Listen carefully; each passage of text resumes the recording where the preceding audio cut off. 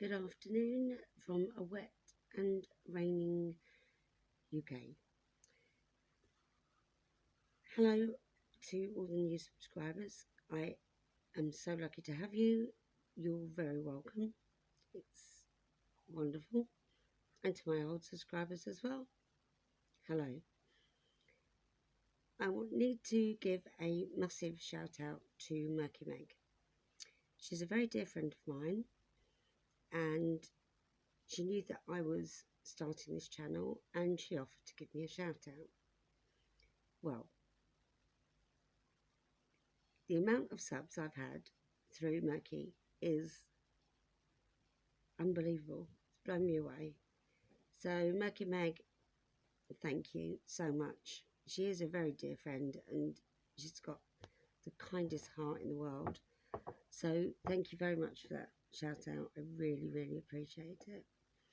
And there was somebody else that gave me a shout out as well. I need to check with them whether it's okay to say their name on here. So thank you to my other friend as well that also shared my link. So welcome everybody. My name's Corinne. I've had fibromyalgia and ME since 1980. So I've had it for 40 years. I am not a medical professional. I can only speak from my own experience, my own research.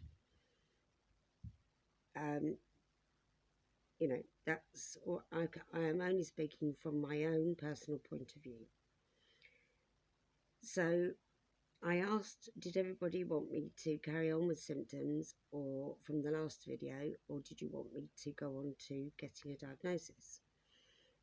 And it was very much decided that everybody would like to hear more about, sorry for fidgeting, to hear more about symptoms. So the main ones we've got are pain,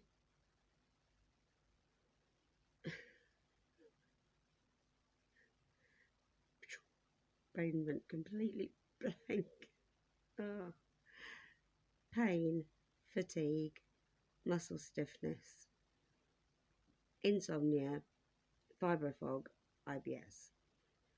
I personally believe that they are more than enough to be able to get you referred to a rheumatologist or a neurologist to get a diagnosis.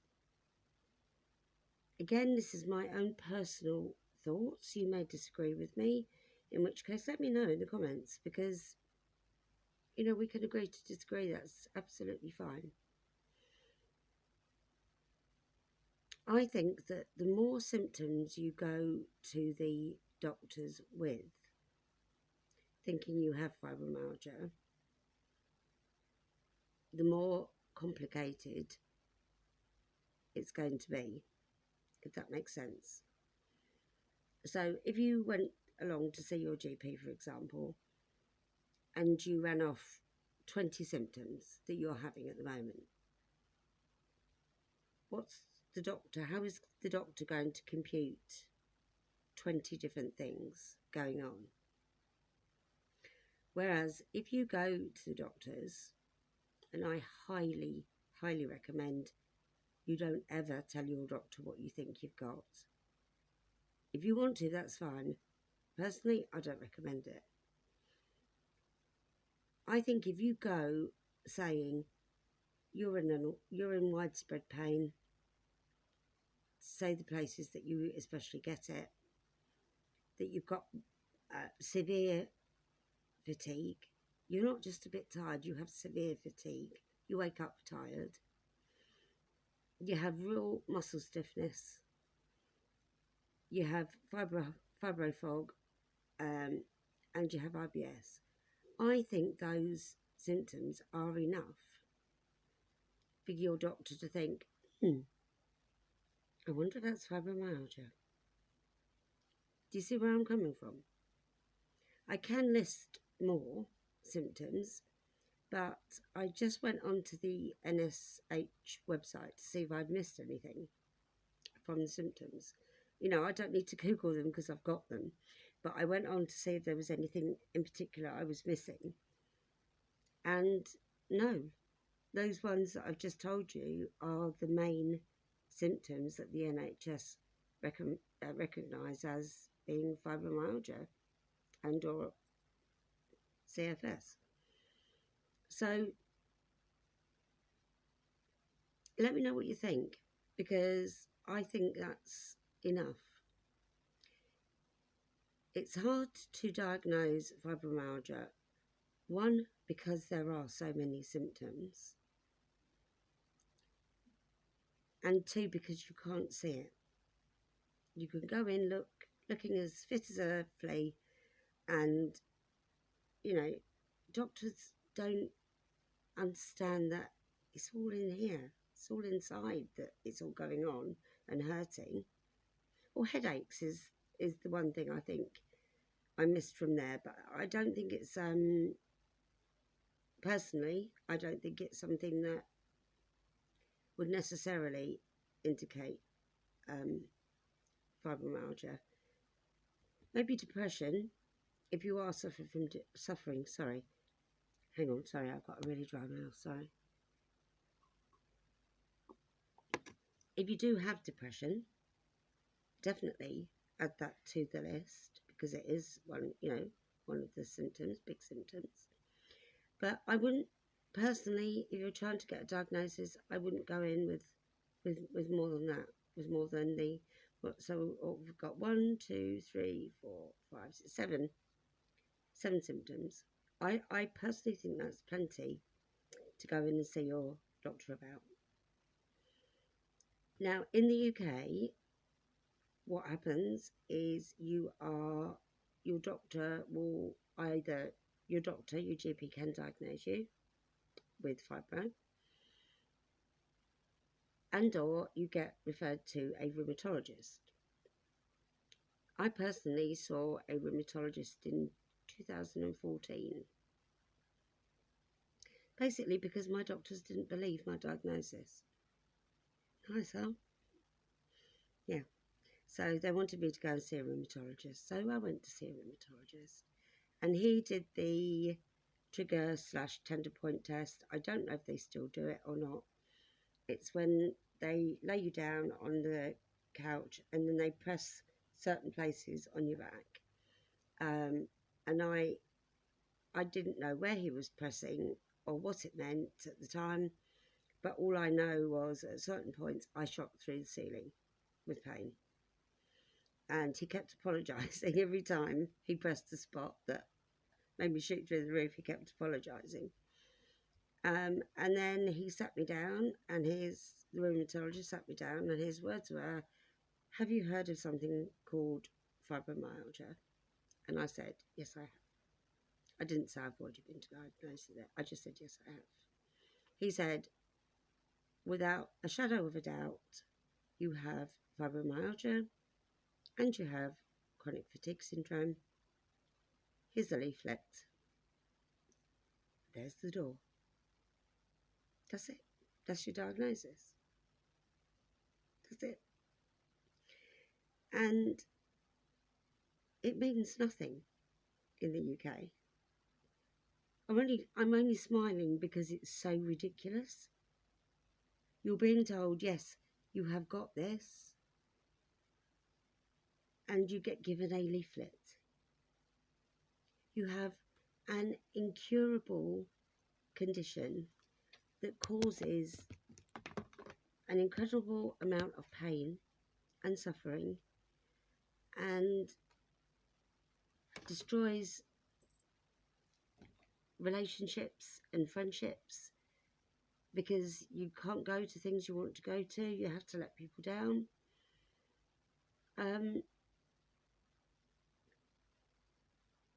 Personally for me, getting a diagnosis has made no difference whatsoever to my care from my doctor.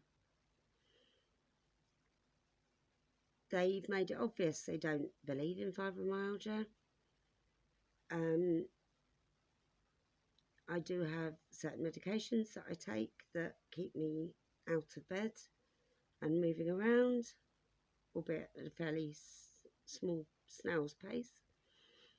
I don't personally think the diagnosis is the be-all and end-all. However, I fully appreciate that for you, it may well be. And it may well be that in the States, welcome to all of you from the States, it may well be in the US that you are treated differently, or you have different treatment options available to you. I don't know. But the things that are suggested when you've got fibromyalgia are things the doctor will suggest is exercise. Go and exercise. Yeah, mate, if I could exercise, I'd be working. I can't exercise. Yoga, fabulous. If you can lay on a yoga mat, do some stretching exercises. I did yoga for 20 years.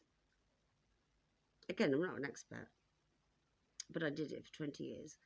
And I know what to do to ease my pain. It's not going to get rid of it, to ease it. If you'd like me to give you some yoga stretches, they're all floor stretches. You don't have to go anywhere. You just lay on your mat, and I can give you certain stretches that you can do that will ease your back. So in the comments, let me know, would you like to know what those stretches are? Please bear in mind I'm not a professional, but going back, the doctor will say exercise. Yeah, right. Cognitive behavioural therapy is CBT. I've done it twice. Personally, I don't rate it, but that doesn't mean it's not going to work for you. The thing with fibromyalgia is what works for one person doesn't work for another. And that's why it makes it so difficult to, one, diagnose, two, to deal with. Because stretching may help for one person, but for another person, it won't do anything at all. But what I have learned is don't say it's not going to work, or don't say no until you've given it a try. I don't believe in exercise. No, I'm sorry. I think if we could exercise, a lot of us have lost jobs that we loved. I adored my job. I worked with special needs students, and I absolutely loved my job. But I just couldn't stand the noise in the classroom, being on my feet all day. But there was something that happened. I've had the fibro for 40 years. There were 3 massively traumatic things that happened in my life that made my fibromyalgia go into the outer stratosphere, and that's where they've stayed. And I've been told by multiple doctors and consultants that, oh yes, you can get better from it. It's not going to happen. It's not. I've tried and tried. One thing I would say to you as an experienced sufferer is don't push yourself. I saw a lady in the comments. I don't know if it's okay to call your names out. So please, again, can you let me know? Is it okay to let me know that a certain person said, this lady said in my comments recently, I try really hard to keep pushing, to keep going. No, stop. That is a huge, huge mistake. Don't push yourself. Your body is telling you, I need to stop. This is hurting me. Please stop if you can. Don't ever push yourself, because you will pay for it the next day, the day after that. Don't keep pushing yourself. Another thing that I suddenly thought to mention, and again, it doesn't affect everybody, I can't control my body temperature. I'm always cold. I have no idea what the temperature is today. We do centigrade, and most other people are normal and do Fahrenheit, and I get confused between the two. But it's not very warm today at all, and my whole body is really cold, which means my pain is going to be affected and is going to be worse, because you scrunch yourself up, don't you, when you're cold? But also, the same works in reverse. If you get too hot and you're sweating all the time and you're boiling hot, that's probably going to exacerbate your symptoms as well.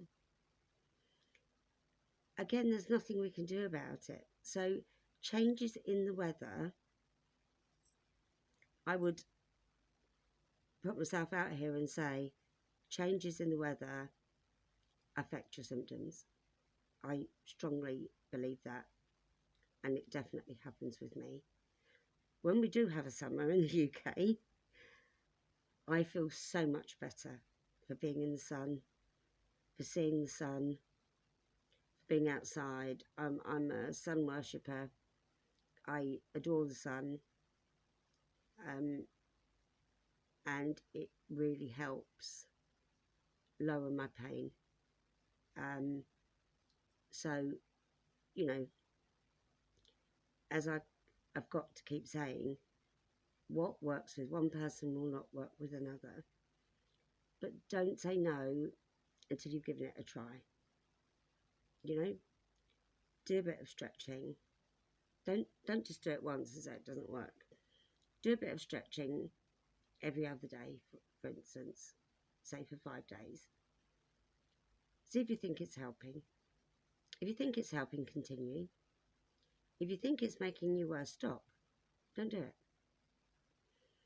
I'm going to come up with tips, with things that that help me. There's certain things I use that help, and I'm going to show you all of them in another video, because this has got quite long already and I don't want to bore you, make you fall asleep, although that might not be such a bad thing, eh? Get some sleep. So I think I'm going to stop here. I'm sorry if you're disappointed I haven't done more symptoms. In the UK, the NHS are just recognising those, what were they, 6 symptoms that I've just spoken to you about. They're the main ones. And I think if you go with more to your doctor, it's just going to cause more confusion. My own personal opinion, as is all of this, and 40 odd years worth of experience of having it. I would say one thing, and I will repeat this in my getting diagnosed. I have worked for 36 years. I have had 2 children. I have raised them, and I have continued to work. So I have lived my life, albeit in pain, albeit getting very tired, but I have managed to do all of those things. I saw something that made me feel so sad, and I can't remember where I saw it now. But a young lady, maybe in her 20s, had said, oh, well, I've been diagnosed with fibromyalgia, that's it for me now. I'm never going to be able to have a family, etc., etc. No, you can. You can. And I'm not going to say the old adage of, if I can do it, you can do it, because that's a load of BS. It's so hard. I swear like a trooper, and it's so hard not swearing. I think that's BS. Everybody manages differently. My first pregnancy was a dream, because it had taken me 10 years to get pregnant. So I was just over the moon to be pregnant. I loved being pregnant. Sadly, after the birth of my son, I had postnatal depression, which was horrendous. Absolutely horrendous. with my second pregnancy, I already had a toddler. I was working, and my pregnancy was hard going, but I managed it. Both my babies were early. My daughter decided she was going to be born. An hour and a half later, she'd been born. After I had her, I don't know what happened to my hormones, but oh boy, I was on cloud nine. I was just the happiest I've ever felt in my life. You know, if I could feel like that every day, it would be bliss. I don't know what happened. I'd got this baby with this full head of black hair, and I managed to breastfeed her for 8 months, which I was thrilled about. That I really enjoyed doing. Yes, it's hard work to start with, but bear with it and you'll be okay. And I got to the point where I'd give her a little prod to wake her up because I wanted to hold her and see her and play with her. What happened to my hormones when she was born, I don't know, but it was the complete opposite to what happened when I had my son. Sadly, my son thinks it's his fault. It's not his fault. It's my hormones' fault. It's nobody else's fault. It's my hormones. So I did get through all those things. So what I'm saying is it is possible to live a life. I've had good careers. I've worked hard. Now I'm suffering. And personally, I think I am paying for the years of pushing myself to do things. It's really hard when you work, you run a home, you have children. I was a single parent for the majority of raising my children. Not an easy subject to talk about. But so not only was I working, had my children, my fibromyalgia had gone into outer space. The pain was awful.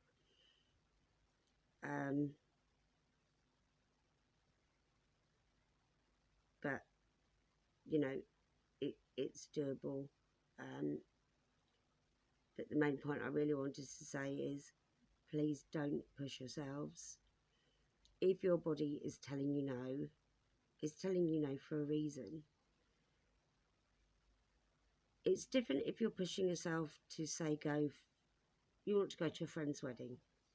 Yeah, go, but maybe leave a little bit earlier, or pace yourself, or I'll give you some hints and tips and things that have worked for me.